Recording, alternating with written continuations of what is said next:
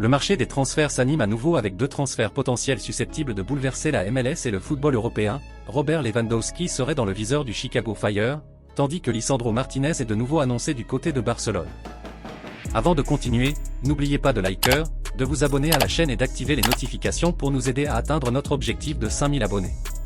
Selon des informations récentes, le Chicago Fire serait prêt à tout mettre en œuvre pour recruter Robert Lewandowski à l'expiration de son contrat avec Barcelone à la fin de la saison. La franchise de MLS aurait déjà formulé une offre officielle de 2 ans, assortie d'un salaire qui le placerait parmi les joueurs les mieux payés du championnat. L'objectif n'est pas seulement de recruter un attaquant, mais d'en faire la pièce maîtresse du projet sportif et commercial du club. Le contexte culturel joue également un rôle important. Chicago abrite la plus grande communauté polonaise des États-Unis, avec des centaines de milliers de descendants dans son agglomération. Pour un joueur de 37 ans qui envisage la dernière phase de sa carrière, vivre près de ses racines peut être déterminant.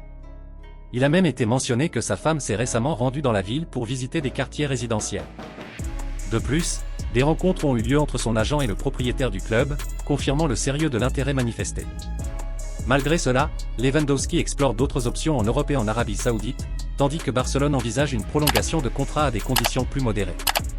Son objectif est de rester un joueur clé et d'être compétitif pour la Coupe du Monde 2026. Parallèlement, le nom de Lisandro Martinez a refait surface en lien avec Barcelone. Des sources proches de Manchester United affirment avoir reçu des renseignements sur son contrat et sa situation sur le terrain. Bien que le club anglais déclare publiquement qu'il n'est pas à vendre, une offre substantielle pourrait changer la donne.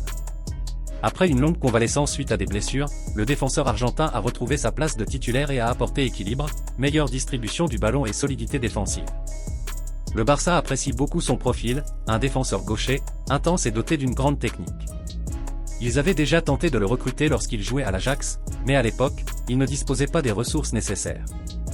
Le principal obstacle serait désormais le prix, sa valeur marchande est élevée et Manchester United exigerait une somme plus importante. Cependant, les négociations en cours entre les deux clubs concernant d'autres joueurs pourraient faciliter l'opération.